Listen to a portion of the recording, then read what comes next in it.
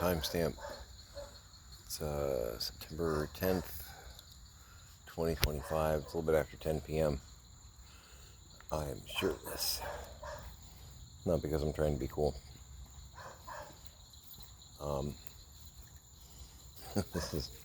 This is disgusting, actually. So I was sitting at the bar working on stuff, and thought I kind of felt something maybe crawling on me. Wasn't sure.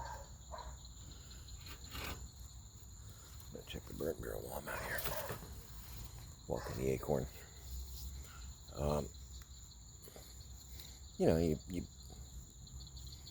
You hit it when you feel something maybe crawling on you, right? So I hit it. It was on or under my shirt. Wasn't sure.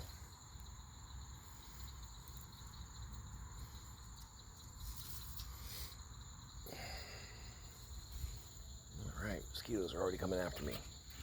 And the stuff in the burn barrel is wet. Lighting it will be pointless. So I, hit whatever it was. I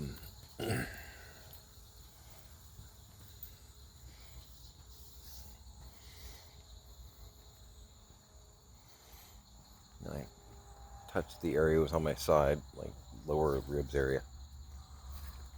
I felt like a little bump under my shirt. Thought it might be like a fuzzer, like a loose ball of thread or something like that. Peeled up my shirt. I had a giant blood patch and a dead bed bug.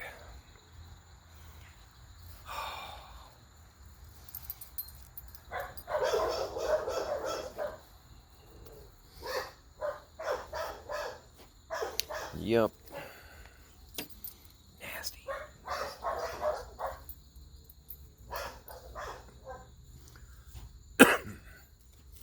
Cannot get to the spraying of the house soon enough,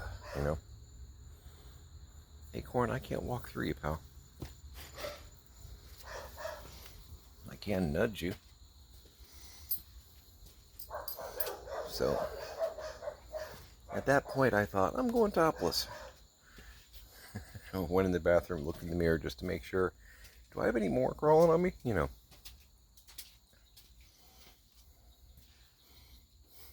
Nasty.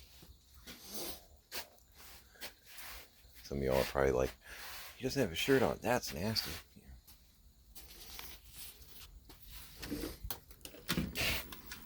I'm not Hasselhoff, I know. Much too barrel-chested to be Hasselhoff.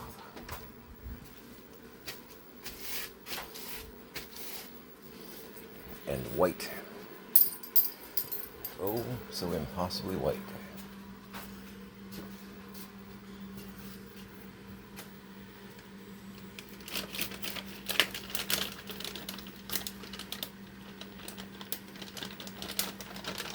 Alright, I'm going to give you some of these little bacon guys. I'm going to throw it on the ground. I'm going to put them on the ground though, because they're small enough to where if I try and hand it to you, I'm going to lose a finger.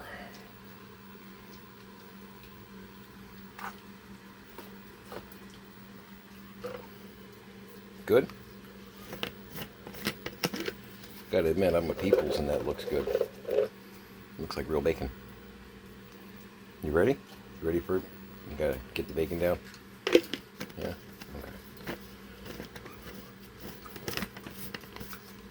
I noticed we didn't have a lot of chilies on the floor in the living room, so I figured I'd help you with that.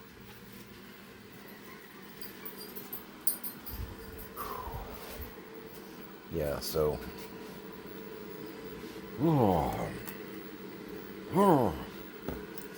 I took a picture and sent it to Pix of the bed bug. It was kind of a weird copperish looking color, but it had that same like almost triangular body, whatnot. And then picture my side with the blood splatter. She texted back. She's like, "Yeah, we need to get this going." So getting ready for bed. But I think I'm going to spray down the couch with that PT spray. Like peel back the comforter, check the comforter first, make sure there's none crawling on the surface. Then peel it back and just coat the couch. Let that dry for a minute before I actually put my delicate body there. Some of the plastics and stuff I was washing earlier. Some coffee going on. Because it's going to be a minute. Got a couple cans of that stuff. It's Harry and David. I made a Harry and David vanilla.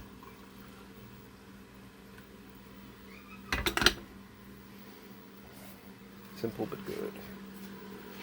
It's yummy. And still sporting my Sylvester mug.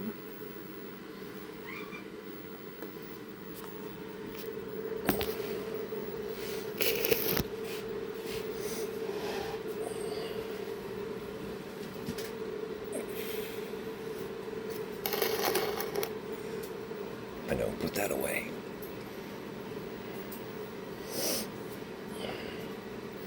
I'm watching more and more of the Charlie Kirk, not like obsessing over it or anything like that. I'm watching a lot of different things. While I go over notes and do admin stuff, going over my lists. We talked about this.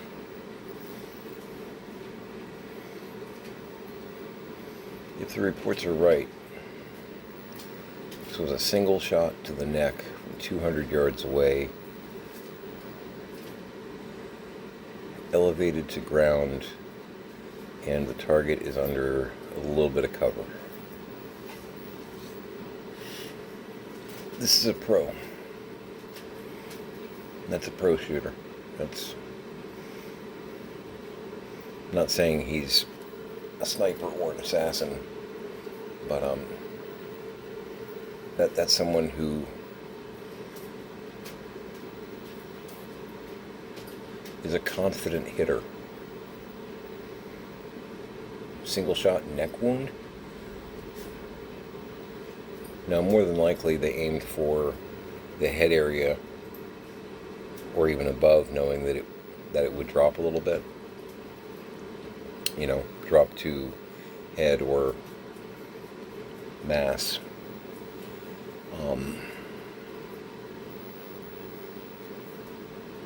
Most likely. That's an accomplished shooter. That's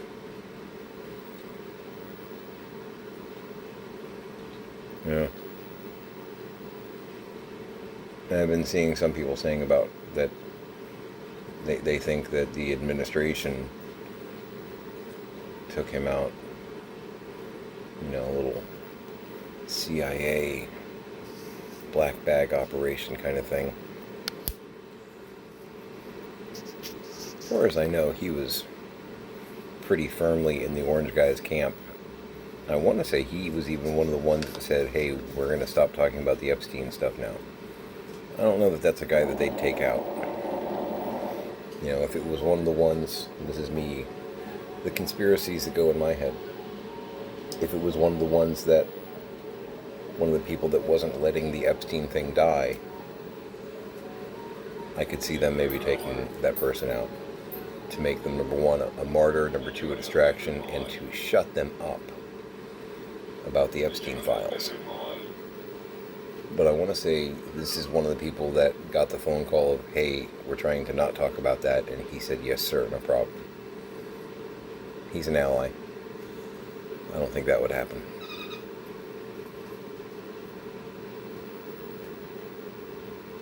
Now, I'm not saying that decisions that come out of that camp are always full of wisdom, but that doesn't seem like somebody that you take out. That's somebody you keep in the picture. You know, that that podcaster that normally sings your praises, that is on your back about, hey, you said you were going to release the files once you got into office. You're there, release them. What are you scared of? What's going on? You're part of the deep state, that argument. You are the swamp. Oh my God, I've been conned. That guy, you might take him out. Because you can still spin it, make him like a martyr for the cause and all that. And also one less person talking about it that people are listening to. But yeah, I don't see the orange guy turning on Charlie Kirk. I don't see that. No. Does that mean the left took him out? No, not necessarily.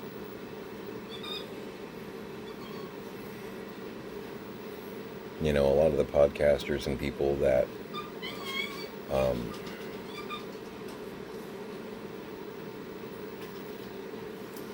how to put this?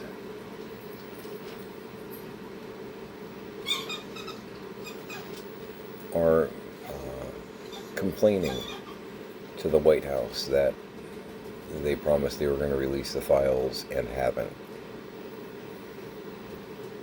There are a lot of people that are in that camp, even supporters, that are mad about what looks like a cover-up because, let's be honest, it's a cover-up. I think that might make someone a target. And we have seen some right-wing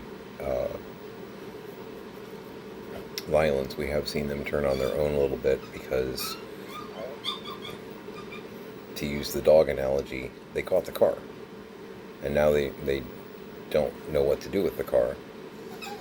And everyone is saying, you said that when you would catch the car, you would, you get the gist. But they're getting a lot of heat from actual supporters that are like, dude, you're supposed to be the savior of children, save the children, Pizzagate, all that.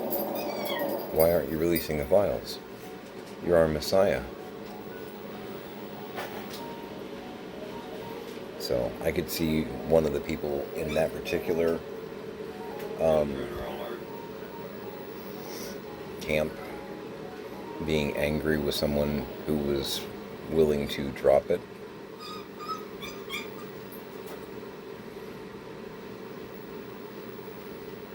I guess the guy that went at Trump on the golf course was a disgruntled right-wing voter.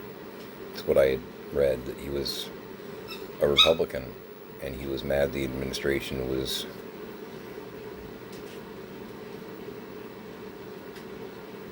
not living up to its promises. He was very disheartened by the direction of the Republican Party. And also, I just read, apparently, and this will tell you, this is how messed up we are as a country. Apparently there was a school shooting in Colorado where I'm seeing 2 or 3 or 4 kids were shot and killed. Very little details. I've only seen like little blips and blurbs, which, that's the problem. Scrappy. I mean, Charlie Kirk is high profile, and I get that, but we just had some more kids gunned down in a school shooting. And I'm finding out about that through, like, comments here and there on YouTube. Got some kids just got murdered. Oh, but Charlie Kirk. And by the way, I'm not advocating political violence or violence of any kind. Please don't mistake that.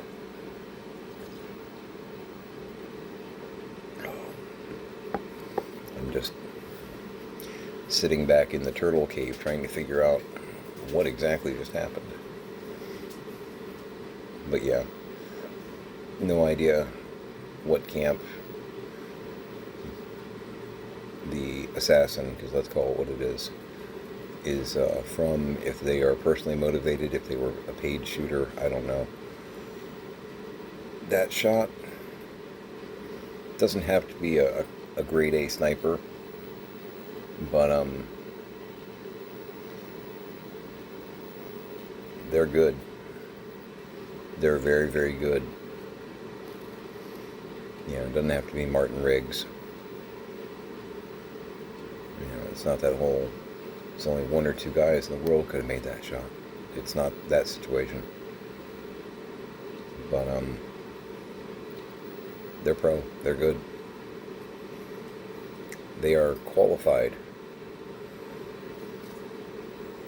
to use a term that's a little too on point, on target.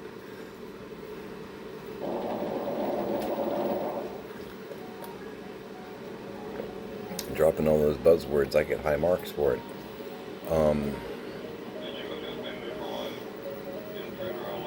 We don't need that. Do I like Charlie Kirk? No. No, I feel bad for his kids. I feel bad for his wife. Because that's not a phone call anybody wants to get.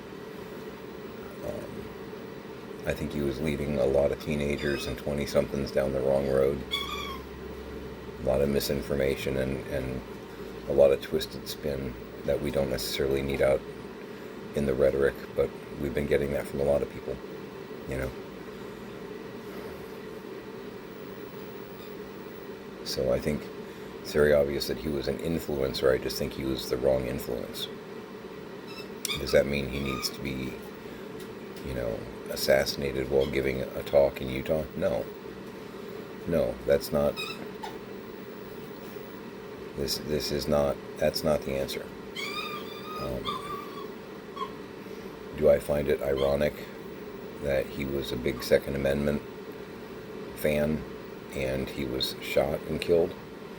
Yeah, I mean, that kind of moment, I think, wow, that was God being ironic, you know. But that didn't need to happen. You know what I mean? That didn't need to happen. That was very unnecessary.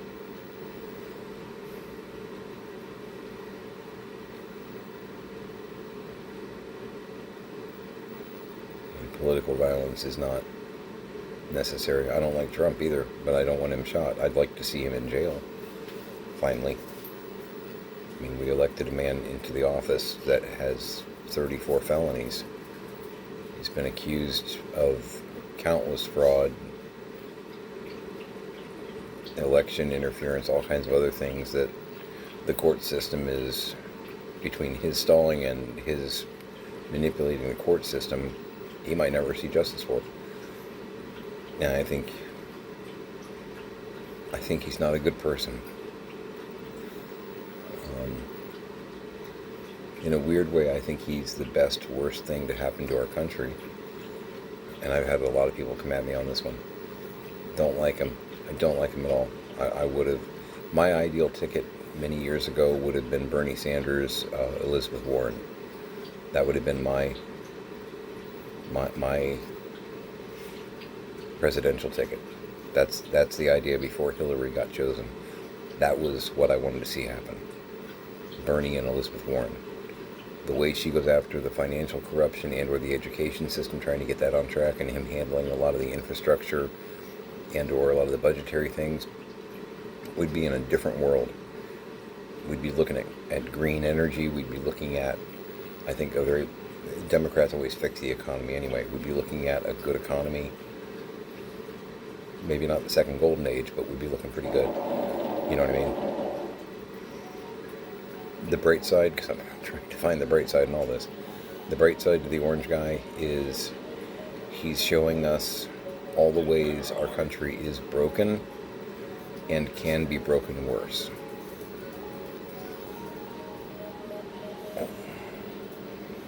And much like Santa Claus and Jack Skellington, I just hope someone can get in there in time to make things right.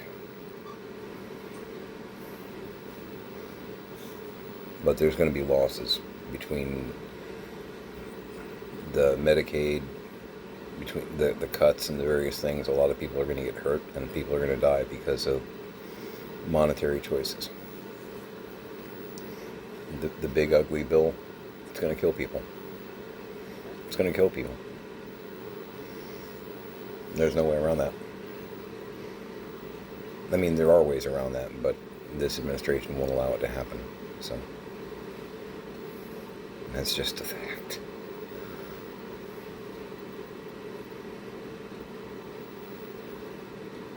But hey, tax cuts for people that don't need it. Cool. Cool. That's good. That's good. Very helpful. I'm glad that people that make $1 billion a year aren't going to have to pay more in taxes and might even see tax cuts. That's really, that's great. Cool. Yeah. You can look it up. I'm not making this up. Cuts to education, social programs. It's like an attempt to get us further and further into a feudal age here in the U.S. Unnecessary. But that was my political rant. Joe, sorry, deal with it.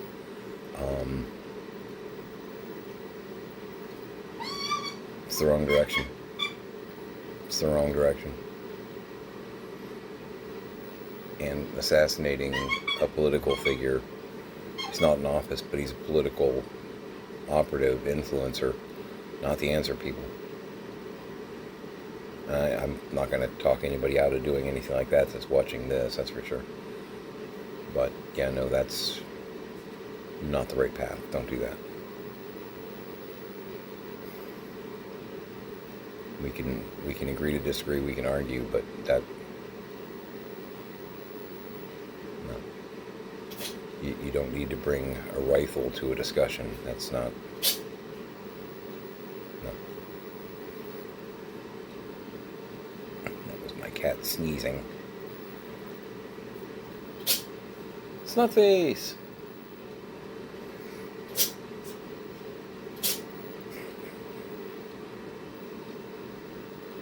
Well, don't sniff pepper. I'm kidding. I don't know what he did. I never know. Anyway. So, I'm just trying to get stuff done off my list. Try and dig through the mire.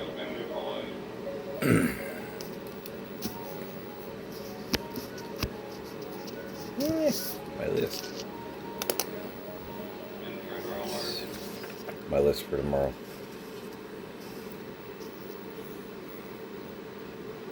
It's so short. There's only 15 things on it.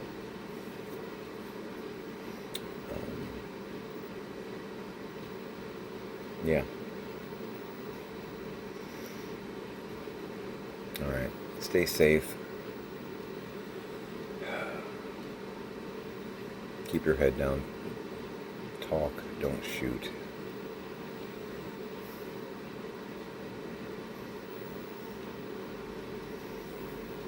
Make it a great day. It's a choice, you know? It's an attitude. Make it a great day.